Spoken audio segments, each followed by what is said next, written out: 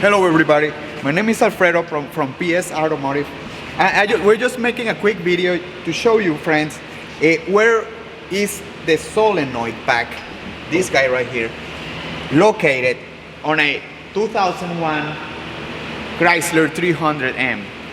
We're making this video because it's a very common failure on these cars.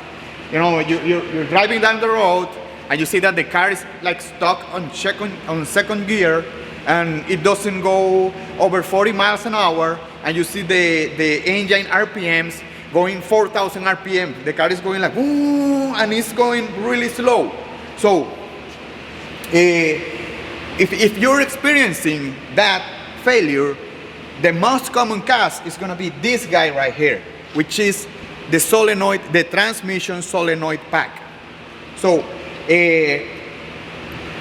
we just want to show you where it is located at, because it's kind of tricky. You gotta drop the transmission oil pan, then you gotta drop the whole valve body from the transmission, because this guy is bolted to the valve body from the top. So you gotta drop the valve body.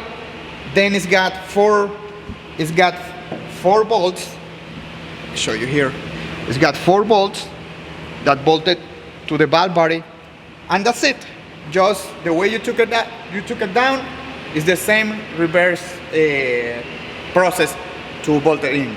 You can find the process. There are a lot of information about the process of how to get it out and get it in, but I don't know, for some reason there is not much information, like simple information about where this guy is located at.